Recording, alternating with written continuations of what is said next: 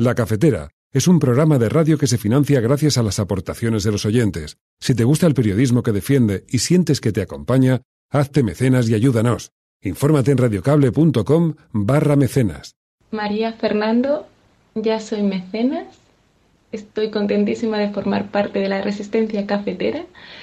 Gracias por hacerme pensar, por acercarme a la ciencia, a la cultura. Gracias por tanta sensibilidad y gracias por humanizarme un poquito más.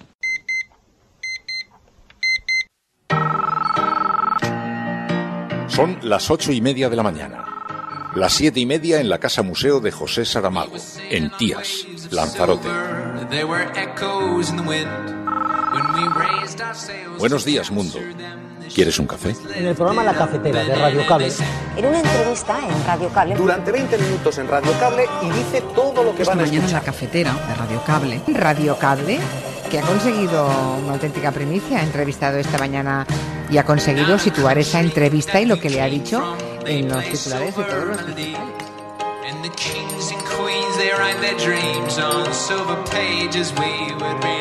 La Cafetera de radiocable.com.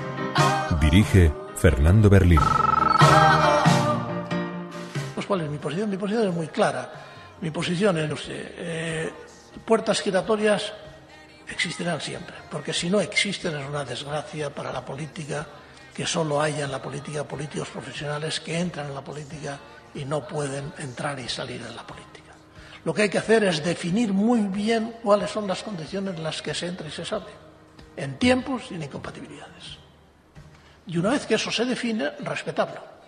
Es la única forma de conseguir que tengamos gente válida que no está en la política. Yo personalmente no me considero un político profesional. Es difícil decirlo porque con los años que pasan en política parece que me considero un funcionario. También hemos visto al señor Solbes decir algo que avergüenza a la inmensa mayoría de las personas que o bien están buscando un trabajo o bien tienen un trabajo precario en estos momentos. Y lo que dijo el señor Solbes fue que las puertas giratorias son algo consustancial a la política. Es decir, que no puede haber política sin puertas giratorias. Esto es básicamente un insulto. Surrealista. A mí me gusta mucho el surrealismo. Pero esto es surrealista llevado al extremo absolutamente surrealista. O sea, yo creo que hay una serie de gente que se ha ido a vivir al país de nunca jamás. Y el problema no es las consecuencias en el corto. El problema es la imagen que se está dando fuera. Y para que tú seas alguien en el mundo te tiene que tomar en serio. Hombre, la Constitución puede ser reformada sin duda y debe serlo si es que tiene defectos, no porque sea antigua, porque entonces habría que también plebiscitar el Código Civil inmediatamente, que es todavía más antiguo. De manera que si tiene defectos, procede una reforma siempre que sea concreta, es decir, que se sepa qué se quiere reformar y para qué se quiere reformar, y además sea paccionada, como fue una constitución de consenso. Lo que no puede haber es ni constituciones unilaterales, ni reformas unilaterales, ni movimientos unilaterales.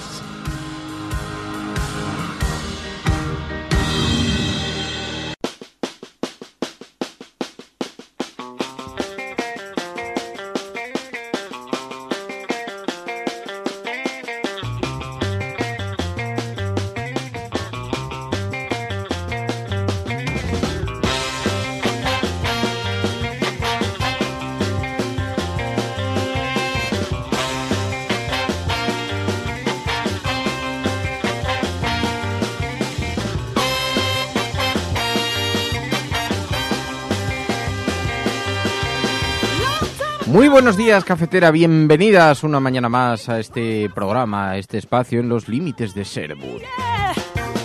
Aquí donde se juntan las proscritas, vayan saliendo del claro, vayan saliendo de las profundidades del bosque y júntense aquí con nosotros en el claro donde hemos colocado una mesa con las portadas de los periódicos sobre la misma, con unas tazas de café, unos grandes tazones de café para afrontar la mañana y para poder buscar explicaciones a todo esto que está ocurriendo en este país, que además, bueno, como tenemos una ida y vuelta permanente en el asunto catalán, hay como una sensación de déjà vu bastante intensa en la fuerza, en los miembros de la Resistencia Cafetera. Bueno, muy buenos días a todos. Hoy en un programa especial, en un programa express, de Café Express. Esto ya sabéis que sucede los días que tengo tertulia a continuación y entonces tengo que salir disparado y tengo que grabar unos minutos antes el programa, de manera que no tenemos la participación en directo de los oyentes, sin embargo, tenemos la permanente participación de la retaguardia cafetera, así que poco menos no es exactamente lo mismo, pero tenemos la compañía del programa siempre en su compromiso de estar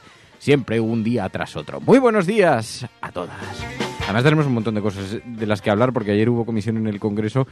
Sabéis que formuló el Partido Socialista una comisión para intentar buscar alguna fórmula para cambiar la Constitución española y adaptarla a los tiempos que estamos viviendo. Y se invitó a los padres de la Constitución a unas ponencias en las que dijeron de todo menos que había que cambiarla. De manera que hay una cierta polémica, lo veréis ahora en las portadas de los periódicos, porque ya ha aprovechado una parte conservadora de los medios de comunicación de España para decir esta aventura arriesgada de Pedro Sánchez, el viaje a ninguna parte, que se ha quedado en nada porque los padres de la Constitución, que son quienes más tienen que decir, como todo el mundo sabe, sobre la Constitución, dicen que no les parece que los cambios haya que hacerlos con esa profundidad. Lo cual resulta llamativo, porque los padres de la Constitución, con todos los respetos, quiero decirlo para ellos, que son gente seguramente muy sabia y muy viajada y muy leída, pero no van a ser ellos los que sufran la Constitución los próximos años, serán las generaciones que vienen después, que son algo más jóvenes. Bueno, vamos a hablar de eso, vamos a ver las portadas de los periódicos, ver un poquito cómo han enfocado este asunto aquí, en la cafetera. Si lo estás escuchando, eres la Resistencia, y si lo estás escuchando, no estás sola.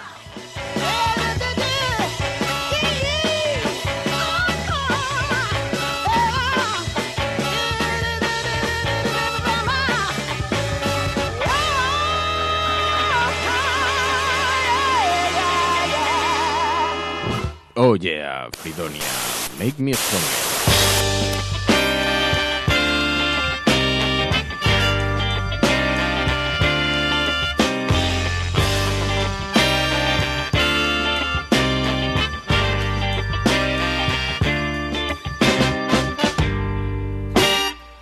You still don't know me.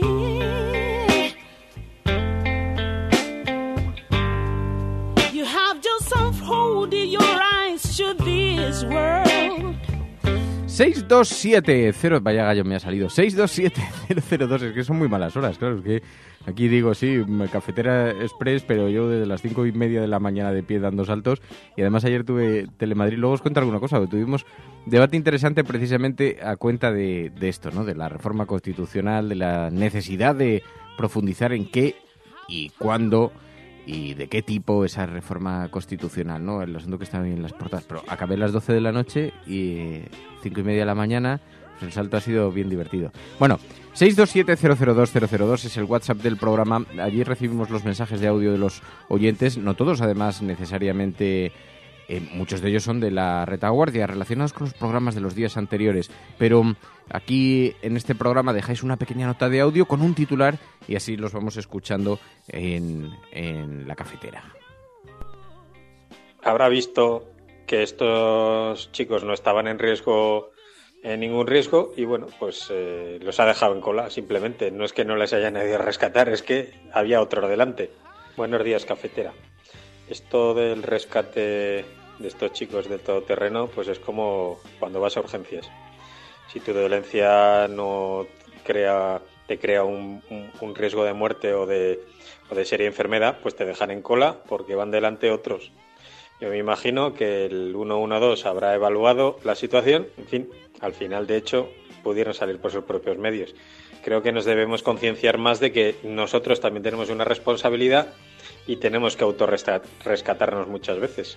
627-002-002, 627-002-002. Claro, este asunto sobre el que debatimos ayer, que además lo planteábamos en esos mismos términos, sabemos que no es uno de los asuntos más trascendentales de la actualidad española, pero suscitó muchísimo debate en las redes sociales cuando se destapó la noticia, cuando se conoció, pero también cuando la planteamos aquí en el programa. Estos chicos que se quedaron atrapados en un todoterreno llamaron al 112 y no recibieron la ayuda que estaban solicitando, sino que les dijeron que se bajasen a pie y hubo algún chascarrillo, alguna broma. Bueno, pues todo esto, a cuenta de todo esto, que nace como una anécdota, muchas veces con la actualidad pasan estas cosas, por eso hay que poner el foco incluso en las cosas pequeñitas.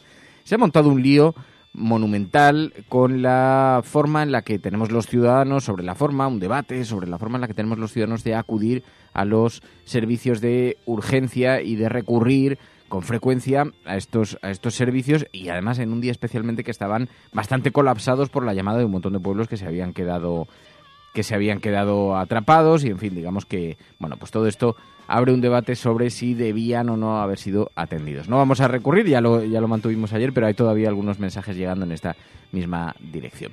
Bueno, y os decía, la reforma constitucional, los padres de la Constitución, que luego lo de los padres de la Constitución, eso que se ha bautizado aquí en España de esta manera, tiene una cierta gracia, porque es como los padres de la patria norteamericana observan los padres de la Constitución. Bueno, resulta que los padres de la Constitución ya no somos los ciudadanos, que se nos decía. Han sido los españoles los que han construido con su esfuerzo y su recogimiento la Constitución española. No, ahora hay unos padres que entonces tienen unas ciertas atribuciones morales sobre la propia Constitución, y ayer entonces participaron en el Parlamento, en el Congreso de los Diputados, en esta comisión que ha propuesto el Partido Socialista para analizar unos posibles cambios para la evaluación y la modernización del Estado autonómico, para clarificar competencias autonómicas, la financiación, para plantear propuestas alternativas, ver si es necesario o no un referéndum de reforma, si esta Constitución tiene defectos, si puede ser transformada. Reunión en el Parlamento, en el Congreso de los Diputados, asistencia de los padres de la Constitución, mucha expectación mediática, muchas fotografías y un buen momento para que además dentro de unos meses se cumplen los 40 años, con lo cual se están preparando los fastos y eventos relacionados con eso. Va a haber mucha moqueta y muchos canapés, y por lo tanto pues había mucho interés en saber qué tenían que decir los padres de la Constitución sobre esta deriva de los independentistas y de todos estos populistas que están tratando de modificarla.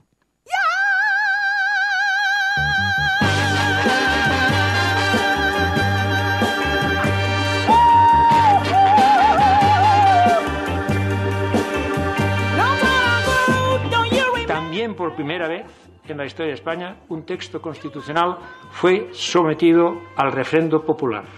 Nunca se había hecho. Y además con una alta participación, y un 88,5% de los ciudadanos dieron su sí a esta Constitución, y si me permiten, en Cataluña el 91,5%.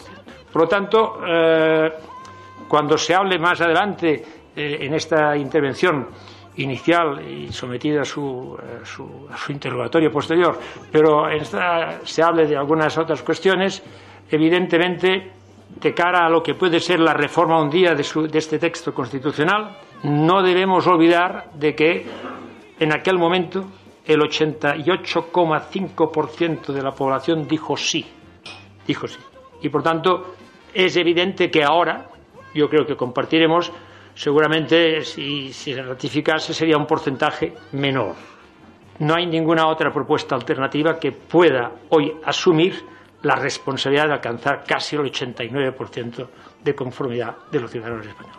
Miquel Roca, uno de los padres de la Constitución, para más INRI, uno de los miembros de la defensa de la infanta en los tribunales por ese caso que seguía, ya sabéis, que se seguía de corrupción. Por cierto, que este año, además, entre los casos que tenemos que ver cómo se concretan, está precisamente el del marido de la infanta. Así que el abogado, uno de los abogados de la infanta, que también sabéis es padre constitucional, también parió la Constitución o tuvo parte que ver en la gestación de la Constitución, puso ayer sobre la mesa las dudas que tenía sobre la necesidad de un amplio consenso para refrendar un hipotético cambio en la Constitución. Pero esta pequeña consideración, que en realidad es una consideración que tampoco hacía falta ser catedrático de Derecho Constitucional, ni padre de la Constitución, ni abogado de la infanta para hacerlo. Evidentemente, una Constitución nueva merecería los apoyos, el respaldo de una buena parte de la ciudadanía, y es verdad que parece que por los equilibrios parlamentarios, por la fragmentación que hay hoy en día,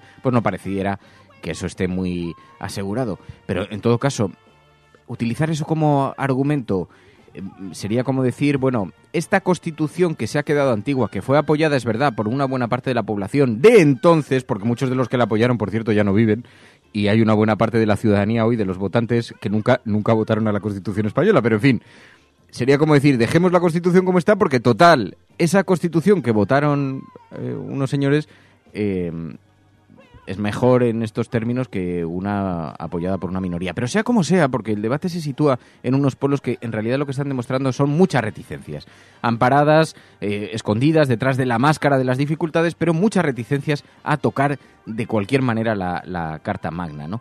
Pero claro, la Carta Magna va a ser ese... Sabéis que la Constitución es ese documento del cual emanan después todas las leyes. Es el documento base sobre el que se fundamentan las leyes españolas, sobre el que se desarrollan el cuerpo grueso de las leyes españolas. Por lo tanto, es como la última referencia de las leyes, así que evidentemente tiene que estar consensuada y evidentemente es un documento de una gran complejidad y que tiene una profundidad no discutible, ¿no? Pero más allá de eso, es verdad que va a ser un instrumento para las generaciones futuras, no para las generaciones pasadas, ¿no? No es un elemento de idolatría mitificado que deba estar en un museo y al que le debamos rendir pleitesía, ¿no? Tiene que ser una herramienta útil para los ciudadanos y por lo tanto para los ciudadanos que están vivos.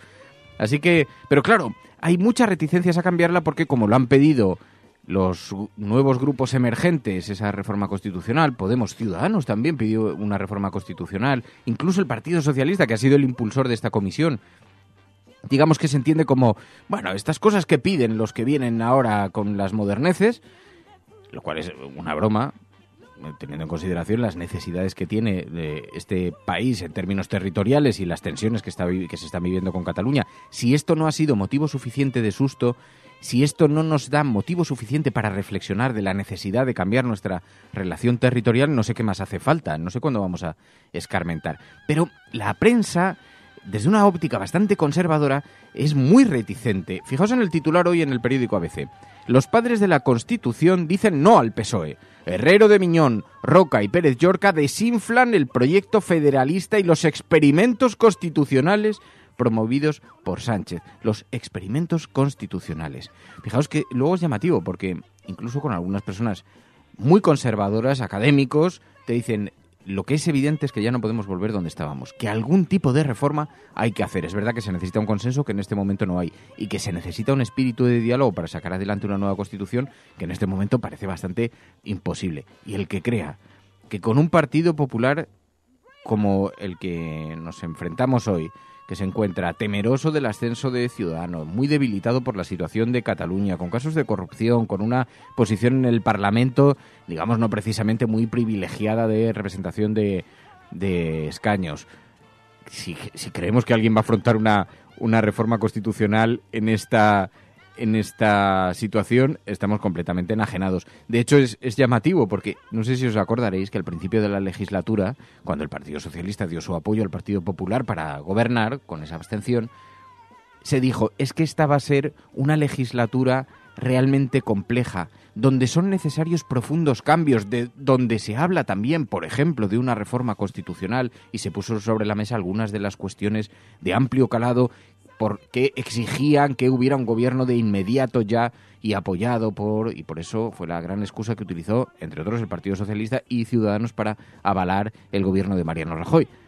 Claro, vamos a ver si hay reforma constitucional y mucho más cuando se ha empezado a escuchar a los padres de la Constitución. Escuchábamos a Miquel Roca diciendo se necesitaría un consenso que en este momento no parece haber. Herrero de Miñón también defendía una reforma de la Constitución, pero solo si tiene defectos. Hombre, la Constitución puede ser reformada sin duda y debe serlo si es que tiene defectos, no porque sea antigua, porque entonces habría que también plebiscitar el Código Civil inmediatamente, que es todavía más antiguo.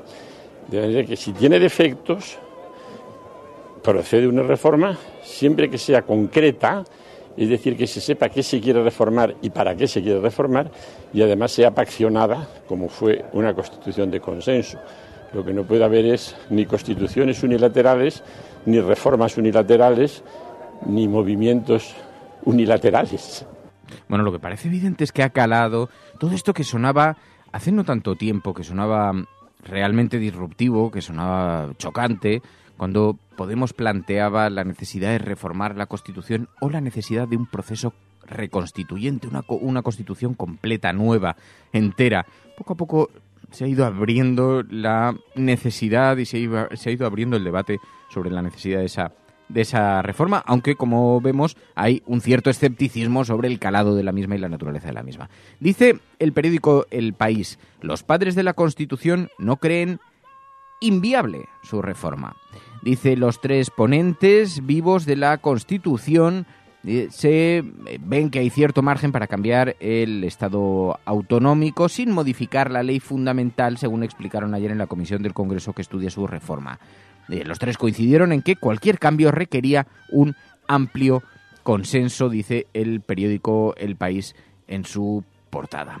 Bueno, también lo vemos en otros medios de comunicación. Dice el periódico El Mundo: los padres de la Constitución contra la reforma federal del PSOE. Roca: la Carta Magna debe respetarse en su integridad.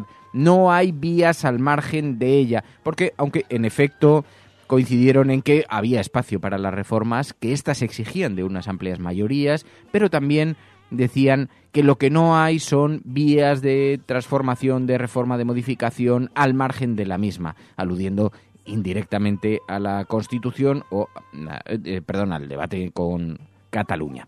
Bueno, ahí escuchábamos a diferentes ponentes, a diferentes responsables políticos opinando sobre este asunto. Adriana Lastra. Decía el señor Roca que el modelo territorial está agotado en la medida, creo que eran las palabras exactas, que fue un modelo de éxito. Yo no me atrevería a decir que está agotado, sí me va a permitir decir que es necesario revitalizarlo, ¿no? Modernizarlo, si quiere, y para ello pues el empeño de este grupo y la propuesta que ha hecho a esta Cámara, que está basada en tres cosas que yo creo que compartimos, básicamente. El primero, en el respeto a los hechos diferenciales de cada territorio, como usted decía, dentro de un compromiso colectivo con el espacio común que es España. La solidaridad para seguir reduciendo las desigualdades en nuestro país. Es una evidencia que estos 40 años de Estado autonómico han permitido precisamente reducir esas desigualdades, pero es verdad que hay que darle un nuevo impulso a este Estado autonómico precisamente para eso. Y la igualdad, que usted también hacía referencia a ello, de derechos básicos para la ciudadanía. Esto decía Adriana Lastra. Luego veréis que las interpretaciones son diferentes, porque aunque en efecto las intervenciones de los padres de la Constitución, de los llamados padres de la Constitución, estuvieron enmarcadas en esos márgenes de hay posibilidades, pero se necesita consenso, etcétera. Tampoco cerraban la puerta completamente. Lo que pasa es, por eso llamaba mucho la atención la interpretación que hacía el periódico ABC, que aprovechaba para pegarle un buen viaje al Partido Socialista. Los padres de la Constitución dicen no al PSOE, decía el periódico ABC hoy en su portada, pero sin embargo vemos ahí, por ejemplo, en la portada del diario.es: Herrero de Miñón ve posible y deseable la reforma de la Constitución, pero aboga por mutaciones puntuales. Así que alguna puerta abierta han dejado a la posibilidad de la reforma.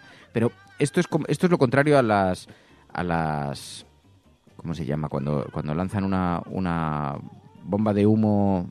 No es una bomba de humo, no sé cuál es el término que se utiliza, que de pronto lanzan una propuesta de una dimensión gigante. Por ejemplo, vamos a subir los impuestos un 20%, entonces todo el mundo se escandaliza, pero en realidad el proyecto era subirlo un 10%, con lo cual luego anuncian, bueno, hemos escuchado a la gente, lo bajamos, las expectativas las reducimos a un 10% porque es verdad, tenéis razón. Bueno, pues esto es un poco lo mismo, ¿no? Aquí ha salido todo el mundo diciendo no va a haber reforma constitucional, esto es imposible, porque así se garantizan que pueden hacer una reforma pequeñita y ya va a aparecer un gran éxito del consenso. Porque lo que es indiscutible es indiscutible que hay un agotamiento del modelo territorial y hay que clarificar competencias autonómicas, hay que clarificar cuál es la financiación. Es algo sobre lo que insistió Baldoví. Yo le pediría que, si usted considera que las competencias tanto estatales y autónomas se deberían de clarificar para intentar evitar toda la conflictividad posible. Luego, en la financiación, es una pregunta que hemos hecho ya esta mañana y que además has hecho tú ahora mismo, si cree que el modelo de financiación, que es justamente diríamos, el moll de l'os de todo esto, si se debería estar presente en la Constitución o bien quedarse en esa ley orgánica. En infolibre.es dice: los tres padres vivos de la Constitución coinciden en que es posible un nuevo modelo territorial sin reformarla.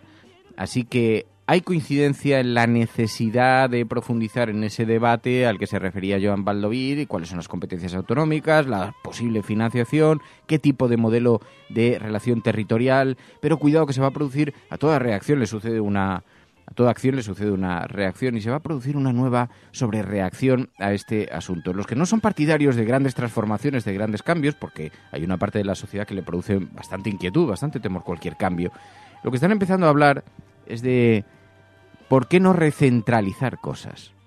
Así que hay que tener cuidado, no nos vayamos a encontrar con que la reforma constitucional se convierta en una excusa precisamente no para avanzar hacia adelante, sino para retroceder unos cuantos pasos hacia atrás, porque se está hablando de recentralizar, e incluso he oído cómo se vuelve a discutir la conveniencia o no de la existencia de las comunidades autónomas. Habrá partidos políticos que lo coloquen sobre la mesa, quizá no sin tanto maquillaje, no de forma tan descarnada, pero se va a empezar a cuestionar que el modelo autonómico a lo mejor habría que devolver algunos servicios. Ya hemos visto lo que ha ocurrido en Cataluña, ya lo sabéis, ciudadanos. Habrá que pensar en devolver, por ejemplo, transferencias como la educación, lo cual permitiría que en Cataluña se metiera mano desde a distancia sobre los asuntos de educación que tanto preocupan, como sabéis, a una buena parte de la prensa conservadora. Bueno, el caso, sobre todo por las cuestiones idiomáticas, etcétera, etcétera.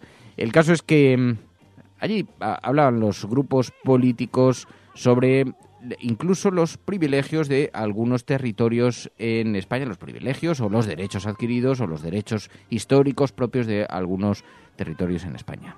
Como navarro, defiendo la foralidad y defiendo la singularidad como un derecho histórico, singular, diferenciado, derecho preconstitucionalista y también, por tanto, derecho constitucional que recoge la Constitución. Fuero es libertad, es cercanía a la ciudadanía, es derecho, como he dicho antes, y también es solidaridad, y sobre todas las cosas es lealtad institucional y lealtad constitucional, que eso es, al fin y al cabo, lo que somos al menos los navarros.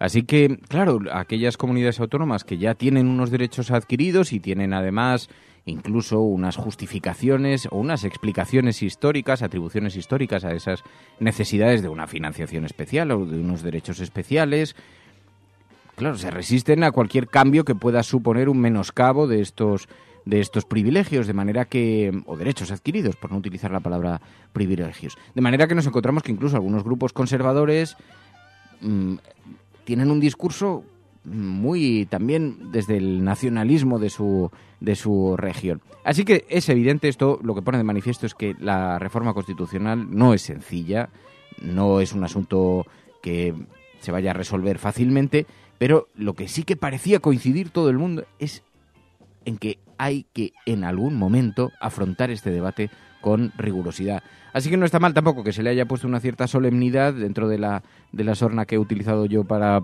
presentar el tema, pero que se le haya puesto una cierta solemnidad al asunto y que, bueno, pues con la visita incluida de los padres de la Constitución y todo eso. Aunque insisto en el principio en el que me refería antes.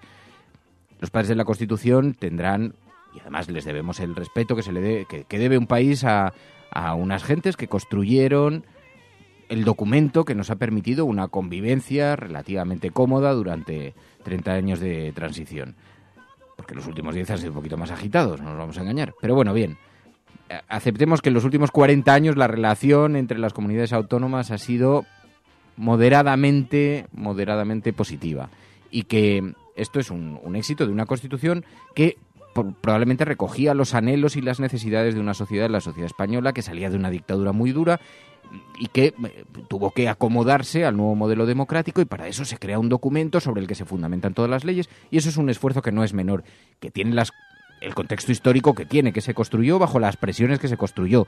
Por eso mitificarla, como se ha estado haciendo en estos últimos años, resulta algo vergonzante también, porque no nos engañemos, no hay más que ver cuál es el primer ejemplar de la Constitución que está almacenado, que está guardado en el Congreso de los Diputados, que es una Constitución que en su portada, en su cubierta, tiene el sello franquista, predemocrático, así colocado, patapum. Entonces, digamos que no podemos aceptar tampoco que es el gran documento de la democracia española. Se hizo en el momento en el que se hizo y probablemente se hizo con las mejores circunstancias, porque si no caemos en la falacia del historiador, creyendo que como ya conocemos cómo ha sido el desenlace del país, explicamos que entonces se tuvo que hacer de otra manera. No, hay que reconocerle su trabajo a los padres de la Constitución, hay que reconocerle a la sociedad española de entonces la capacidad para haber sabido adaptarse a una nueva sociedad, un nuevo sistema político, a la democracia. Toda esa adaptación es un esfuerzo que no es pequeño para una sociedad viniendo de donde se venía. Pero claro, han pasado 40 años. 40 años en los que la sociedad ha cambiado, se ha transformado radicalmente, que esto luego, cuando lo hablo con Ana Pastor, ahora que está haciendo el programa este de hemeroteca, recordando cómo eran aquellos años, y se ve las imágenes, la España de entonces, aquella España en blanco y negro, era una auténtica España en blanco y negro. Cómo ha cambiado la ciudadanía en términos morales, éticos, políticos, cómo ha cambiado en términos de conocimientos. Claro, es que estamos ante una sociedad de derechos. Cómo ha cambiado la visión sobre las minorías, sobre las mujeres, los homosexuales.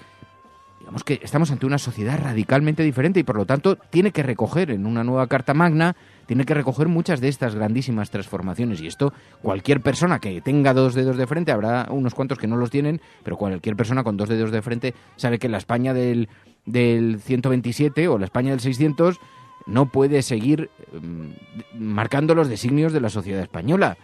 Ya hemos dejado hace muchos años de viajar sentados en la olla express y ahora ya la sociedad ha cambiado mucho. Hay una sociedad viajada, global, en fin, con medios de comunicación, con internet, una cosa que sirve para tener información de todo el planeta a tiempo real. En fin, que la transformación ha sido tan salvaje, tan brutal, que, hombre, algo puede que afecte también a la visión que tenemos sobre las relaciones entre la política, las regiones, los derechos, etcétera, etcétera. Esto es lo que se refiere al capítulo de la reforma constitucional, que comienza ahora a debatirse y que nos va a ocupar seguramente muchos meses, porque dentro del próximo año se celebran los fastos del 40 aniversario, así que nos esperan muchas sesiones de elogios y de reivindicaciones sobre la Carta Magna, porque eso permite también mantener el discurso que ya conocemos.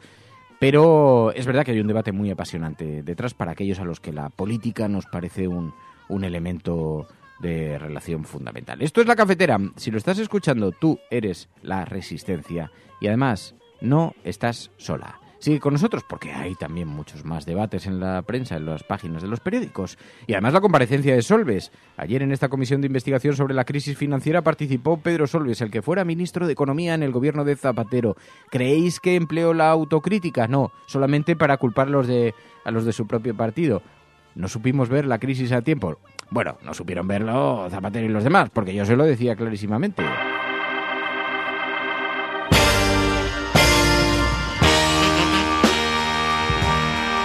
Dice mi amigo Nico que en su pueblo hay un dicho que dice: cuando nace y se le ve la cola, todo el mundo sabe que es niño.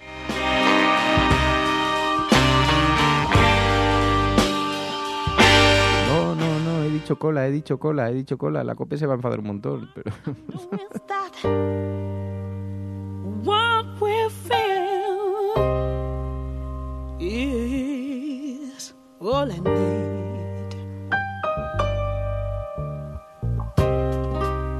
It's hard to not go crazy when you have a love so much. It seems that everybody is counting on you. La comparecencia de Pedro Solbes no ocupa mucho espacio en los medios de comunicación, no vayáis a pensar, ya lo vimos también con la comparecencia de Rodrigo Rato que analizamos ayer, pero sí hay un titular, periódico El País: Solbes admite errores al no prever la crisis y subir el gasto público. Claro, porque el periódico El País, que en ese momento se encontraba en una ofensiva absoluta contra Zapatero, pues le reafirma un poco en su línea editorial. Pedro Solbes, que claro, ayer tuvo una cierta desvergüenza al decir: nos equivocamos, no preveíamos la crisis. y subimos el gasto público, y entonces ya en las tertulias se coloca, claro, mira cómo el gobierno de Zapatero regaló esos 400 euros, hacía estas políticas electoralistas, el cheque bebé y todas estas cosas de comunistas y todo eso, de repartir el dinero de la gente y todo esto en cosas sociales, en lugar de haberlo guardado para la crisis y para la banca, que era lo que tendría que haber hecho un gobierno serio y riguroso. Bueno, ayer Pedro Solbes, la verdad es que su discurso tuvo un poco que ver con eso. Es verdad que hay una cierta ironía, yo no me voy a meter con el señor Solbes, que es un tipo muy acreditado en lo económico, pero estas cosas había que decirlas donde había que decirlas. Y luego ayer manifestó que él sí lo decía, pero no hay más que ver las ruedas de prensa, por cierto, publicadas, que las tiene en el periódico El País. Si es que ayer hasta el periódico El País ponía link a la hemeroteca para discutir al propio Solbes. Hoy no lo hace en la portada, pero lo hacía ayer en su edición digital. El señor Pedro Solbes, cuando decía, yo sí le decía al equipo de Zapatero en privado que, claro, que había riesgos y que había que asumir esos riesgos, el riesgo hipotecario, etcétera, etcétera. Bueno, pues en las ruedas de prensa que él daba, cuando se le preguntaba, decía lo contrario. Así que, aunque él dijo que envió señales y mensajes, pues los mensajes luego públicamente se sumaban al discurso públicamente, vamos, no tenía ningún reparo. Esto me llama la atención porque yo hice un ejercicio de hemeroteca que además me llevaba a las tertulias. Tengo un mochilón lleno de recortes de periódico y busqué todas las portadas de periódicos durante la crisis, porque se han establecido una serie de mitologías sobre, por ejemplo, el tiempo que el gobierno de Zapatero negó la crisis. Y aunque a mí me han enseñado que hay una máxima, que es que cuando la gente tiene un mito aprendido, no trates de explicarles una cosa, aunque sea verdad con datos, porque la gente ya ha decidido que Zapatero escondió la crisis durante años.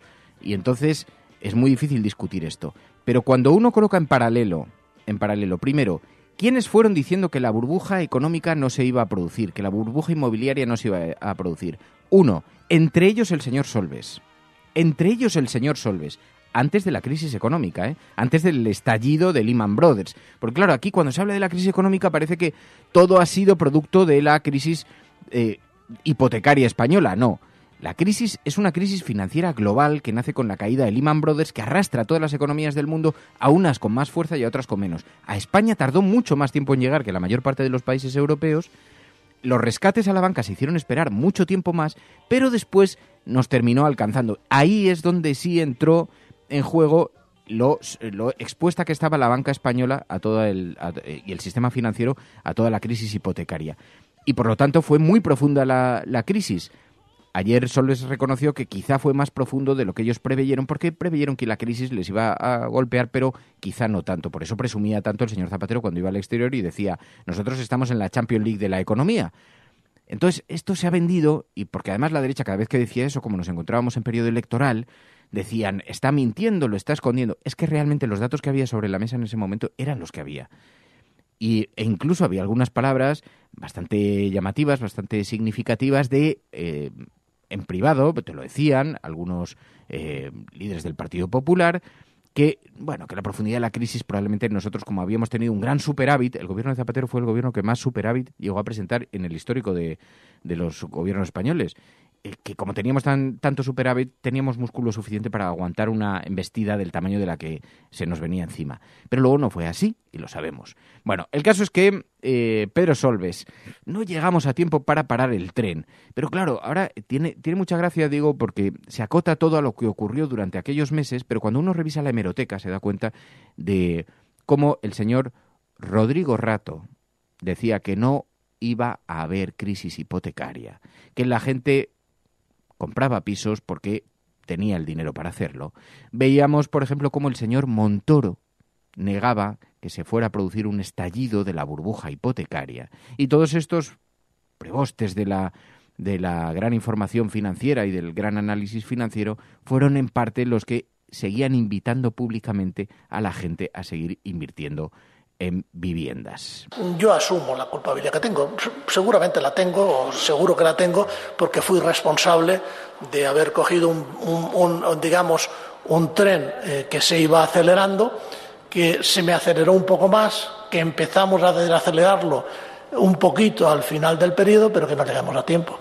No llegamos a tiempo por culpa nuestra, es irrelevante. Lo que sí es cierto es que los factores externos hicieron que no llegásemos a tiempo. ¿Que contábamos con más tiempo? Sí contábamos con más tiempo para bajar digamos, la velocidad del tren, pero la verdad es que nos quedamos sin vía y la crisis de la subprime, y no tanto la subprime, como la crisis de Lehman y todo lo que supuso, al final hizo que no fuéramos capaces de hacer un ajuste más suave. Yo no diría que un ajuste sin dificultades, pero un ajuste más suave de lo que tuvimos. Porque la paradoja se da en que con todos los recortes que se han producido después, el recorte, salvo el artículo 155, que en realidad la mayor crítica que se hace, porque el recorte que se produjo en la congelación en pensiones, sueldos públicos, etcétera, este anuncio que hizo Zapatero, ¿os acordáis? Que fue tan polémico, ¿cómo un gobierno de izquierdas es capaz?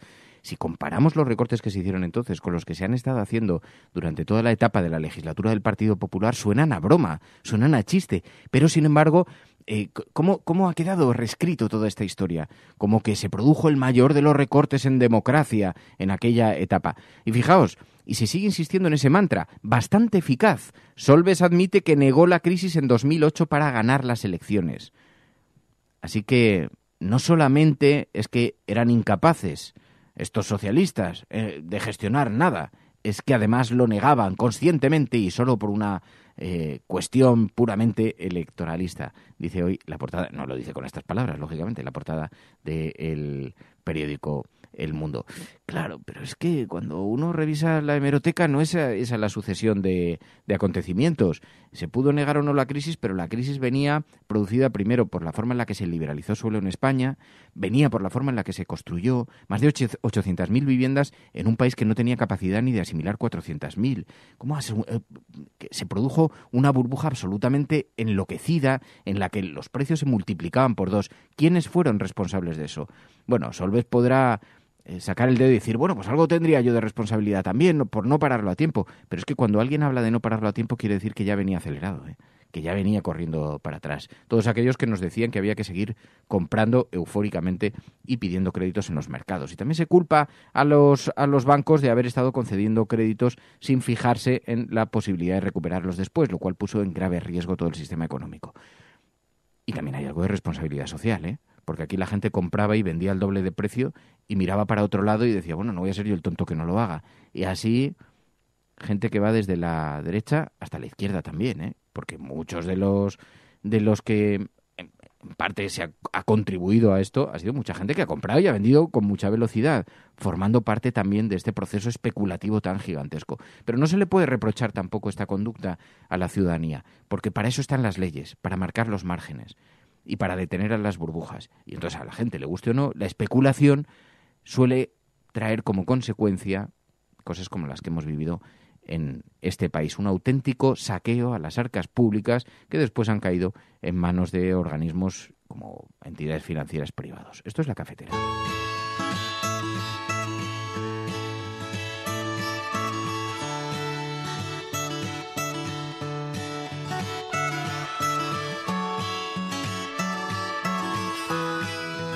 Pero bueno, para seguir construyendo el mantra han venido muy bien las palabras de Solbes.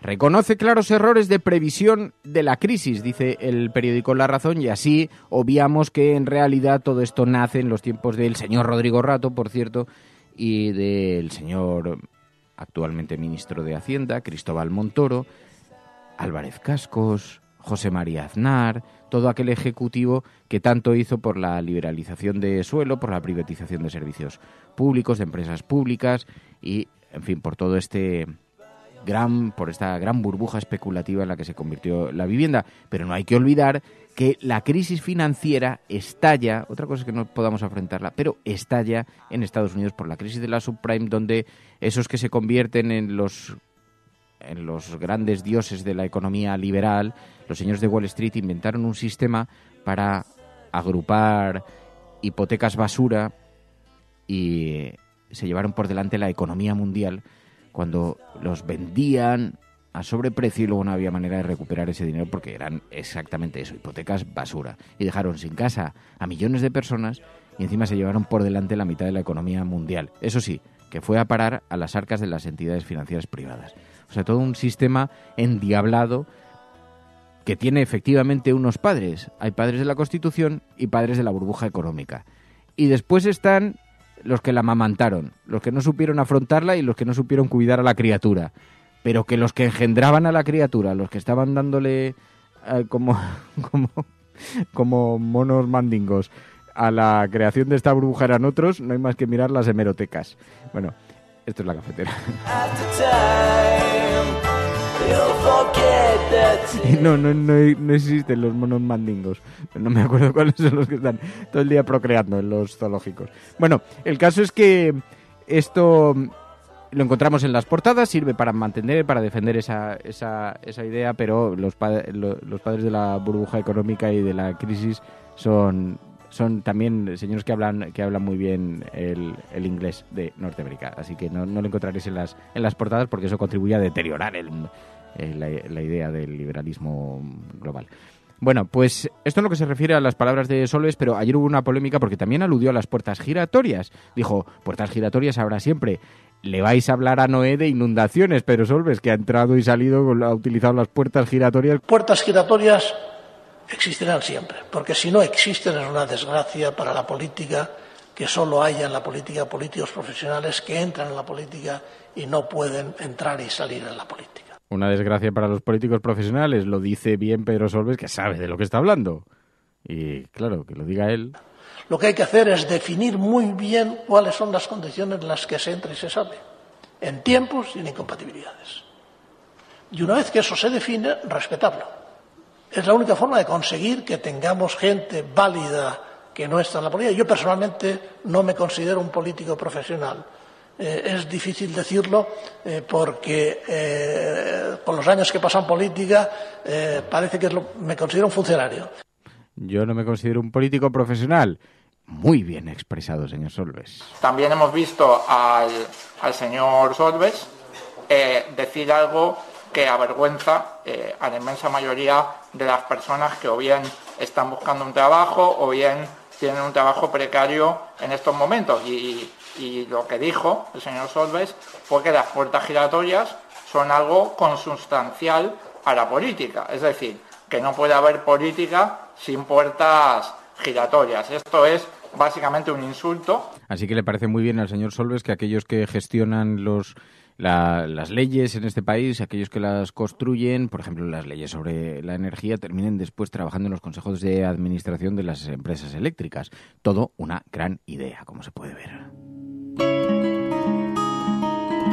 Esa ha sido una de las polémicas del día, que tampoco está en las portadas de los periódicos, que tampoco la vemos en las portadas de los periódicos, porque lleva mucho Cataluña. Luego, si queréis, nos tenemos que referir, porque está, ya sé que muchos no querréis, pero nos tenemos que referir a eso también, porque sigue el debate de cómo se va a construir, cómo se va a constituir ese gobierno en Cataluña, y si se puede constituir o no, porque ya se está amenazando con aplicar de nuevo o apelar de nuevo al 155 para evitar que Puigdemont pueda volver a ser presidente de la Generalitat. Ahora lo vemos en las portadas de los periódicos, aunque hay otros asuntos. Todavía sigue la batalla por el asunto de la AP6, la gestión del caos en la AP6 resucita las críticas a Zoido en el PP y en el gobierno. Bueno, es que con lo de la AP6, lo de la nevada, hay una cierta polémica política porque, para empezar, nadie quiere asumir la responsabilidad, sobre todo nadie quiere pedir disculpas de forma muy clara, porque se está empezando a hablar de indemnizaciones. Aquellas personas que quedaron atrapadas están empezando a organizarse para solicitar indemnizaciones, de manera que no escucharéis disculpas por parte de la empresa, no vaya a ser que eso le suponga tener que aceptar que fueron ellos los responsables y por lo tanto asumir las indemnizaciones. En algunos casos, claro, la gente pagó, en algunos casos por entrar a la autopista, otros no, porque las barreras ya estaban levantadas y entraron sin... Pero la responsabilidad legal, y en esto hay jurisprudencia, la responsabilidad legal de mantener la autopista en condiciones corresponde a la empresa concesionaria, de manera que vamos a ver en qué termina todo esto, y ya hay algunos conductores que se están organizando en torno a algunas asociaciones para ver qué recorrido legal puede tener solicitar algunas indemnizaciones, para lo cual hay que demostrar que estabas en esa autopista cuando ocurrió la nevada.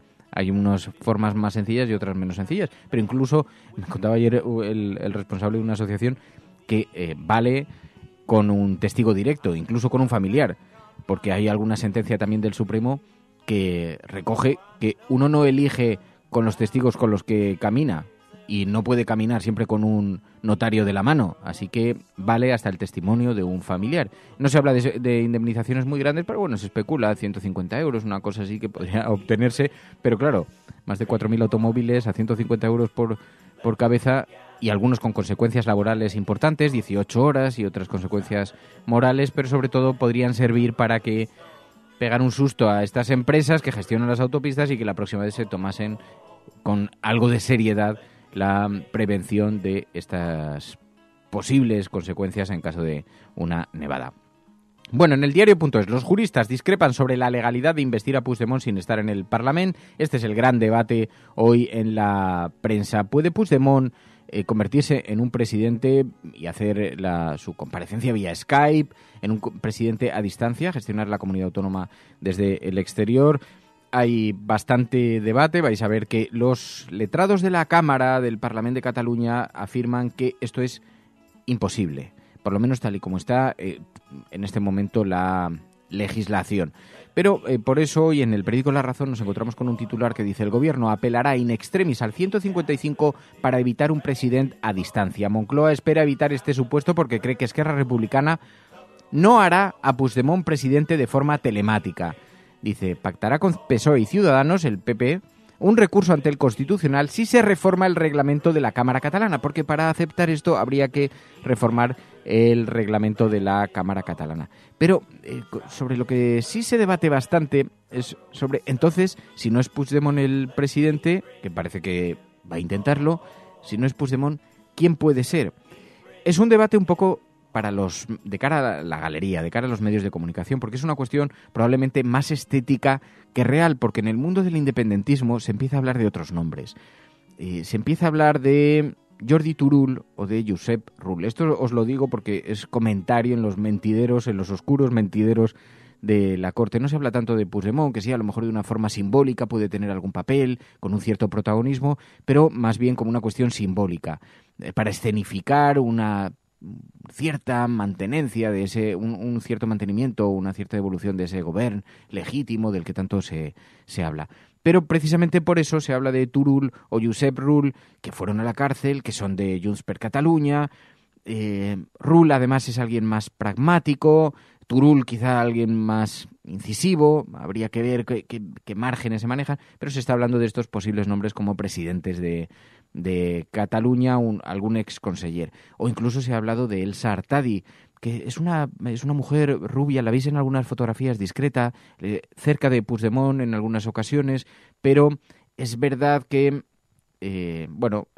Turull o Josep Rull forman parte de Junts per Catalunya y se podría especular, os digo, porque como siempre nos gusta intentar avanzar algunas posibilidades, algunas claves, luego esto forma más parte del territorio de la especulación que de la información. Lo único que sabemos a día de hoy en las portadas de los periódicos y en las páginas interiores es que Puigdemont estaría intentando conseguir que se le nombrase presidente. Esto es lo que nos dicen las portadas y que para eso el gobierno está preparando una batería de reacciones.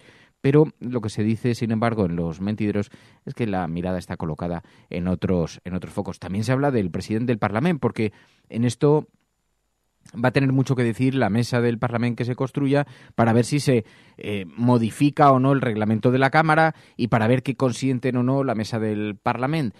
Y se habla, para presidir el Parlamento, se hablaba de Carlos Mundó. Forcadell no quería repetir, pero claro, Carles Mundó, el exconsellero de Esquerra Republicana de Justicia, ya sabéis lo que ha pasado con él. Así que, en fin, hay mucha especulación en torno a quién va ahora a ponerle el cascabel al gato, porque lo que sí que se escucha mucho dentro del independentismo, más allá del interés que tienen o no, ayer lo hablábamos aquí con Gabriel Rufián, del interés o no retórico de seguir construyendo el proceso catalán, es que nadie quiere terminar en la cárcel y ya se ha visto lo que ha ocurrido. Así que, bueno, muchas especulaciones en torno a eso, algunos nombres que se manejan como hipótesis para un posible presidente para la Generalitat catalana y algo de lo que se empieza a hablar también en los mentideros, la posibilidad de repetir las elecciones. Como nos enfrentemos otra vez a una repetición de elecciones en Cataluña, yo no sé los catalanes, pero el agotamiento, el hastío de la gente es verdaderamente brutal. Pero es verdad que como hay un acuerdo entre Junts per Catalunya y Esquerra Republicana por la mesa del Parlamento, así por lo menos se ha anunciado, ayer Inés Arrimadas salía criticándolo. El cumplimiento del reglamento no se acuerda o no en Bélgica comiendo mejillones. Es decir, el cumplir el reglamento no es algo sobre lo que uno pueda decidir si lo hace o no en Bélgica o de la justicia. Y mientras tanto escuchábamos también a Guillermo Fernández Vara, decía, ¿es surrealista una investidura? ¿Sería surrealista una investidura telemática? Surrealista. A mí me gusta mucho el surrealismo, pero esto surrealista llevado al extremo absolutamente surrealista. O sea, yo creo que hay una serie de gente que se ha ido a vivir al país de nunca jamás. Y el problema no es las consecuencias en el corto, el problema es la imagen que se está dando fuera. Y para que tú seas alguien en el mundo te tiene que tomar en serio. Claro, pero esto lo decía Guillermo Fernández Vara y se lo escuchábamos al Partido Popular. Hay mucha indignación. ¿Cómo se va a ver a un presidente vía plasma? Hombre, no le vas a explicar precisamente, supongo que al Partido Popular lo que le preocupa es el intrusismo. Lo que le preocupa es el efecto paralelo de comparación total. Un presidente vía plasma, ¿quién lo va a decir? ¿Cómo va a ser posible?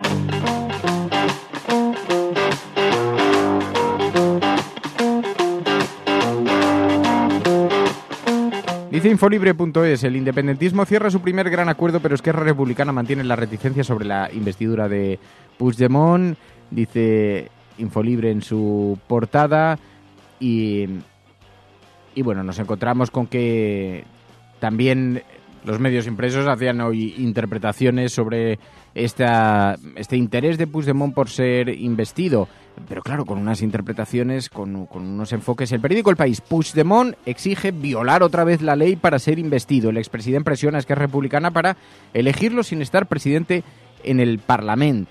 Esquerra Republicana se resiste a actuar de forma ilegal y se remite a la opinión de los letrados. Los papeles que iban a quemar los Mossos incluían desvío de dinero al Procés. De esto se está hablando porque uno de los delitos más graves a los que podrían enfrentarse desde el independentismo es el de malversación. Y se está especulando con que, ya sabéis que los Mossos tenían un camión cargado de papeles, iban en dirección a la destructora de los mismos, fueron interceptados por la Guardia Civil y entonces ahora se está hablando de que entre esos papeles había documentos que demostraban el desvío de dinero al Procés, lo cual sería una prueba de cargo muy seria sobre la malversación de fondos públicos, dinero que era destinado para unos asuntos para los que no era recaudado. También en el periódico El Mundo, pero está por ver que eso sea así, no sea un titular de periódico, veremos a ver. Junqueras considera ilegal que se pueda ser presidente a distancia, dice el periódico El Mundo. En un nuevo escrito advierte al juez de que el reglamento de la Cámara exige la presencia física de cada parlamentario. Tienen el deber de asistir. La persona del diputado es insustituible. Claro, no es exactamente así. Junqueras lo que dice es que él tiene que ser parlamentario porque para ser parlamentario tiene que asistir, no puede seguir en prisión preventiva. De ahí se está haciendo una cierta reformulación del asunto como para hacer ver que está aludiendo directamente, de forma explícita, a Puigdemont, lo que demostraría el grave enfrentamiento que hay entre los dos partidos políticos, Esquerra Republicana y el partido Junts per Catalunya. Que es verdad que existen tensiones, ¿no? Pero lo que no parece claro es que estén expresadas en términos tan contundentes y tan evidentes. Bueno, esto son las portadas de los periódicos hoy, la información realmente que hay sobre la mesa, los sucesos que hay sobre la mesa en un programa en el que hemos hecho un repaso a todas estas informaciones sobre las que se va a estar especulando en las próximas semanas y en un programa especial también porque, ya sabéis, decía antes, en formato de café express, de café de calcetín, que dice Menudo Tierro, que por cierto nos enviaron una cafetera de calcetín, que sabéis que es como una estructura de madera que tiene un calcetín, en realidad no es un calcetín, pero es un filtro con forma de calcetín. Antes supongo que se utilizaban calcetines, de ahí el nombre, pero que tiene la apariencia desde luego es esa. Y entonces es un filtro donde tú colocas el café, pones la taza debajo y luego echas el agua hirviendo y entonces cae. Pero es como una estructurita de madera, me parece que es típico de Costa Rica, creo que nos lo enviaron desde Costa Rica. Bueno, en todo caso, hacemos un repaso, pero con el que cumplimos ese compromiso de estar permanentemente aquí, independientemente de que me tenga que ir ahora corriendo para allá. Pero mañana ya sí volvemos con el formato convencional y con la compañía de María.es, hablaremos además, tenemos un montón de cosas que hacer y, por cierto, la película para el viernes, Videoforum de la Cafetera, la película B de Bárcenas, es la que vamos a analizar. Ya podéis hacer llegar vuestros mensajes sobre la película. ¿Qué os ha que os ha producido verla y sobre todo la forma tan descarnada que habla de la corrupción en España. B de Bárcenas es la película que vamos a analizar en el Videoforum, así que no faltéis, hablaremos de la prensa internacional, en fin, todo esto. Bueno, nos vamos. Muchísimas gracias a todos por vuestra compañía. Mañana más. Si estás escuchando esto, eres la Resistencia. Puedes volver a Sherwood después de este café calentito que os he dejado preparado sobre la mesa junto a 2 croissants. Que paséis una buena mañana. Adiós a todos. Hasta mañana.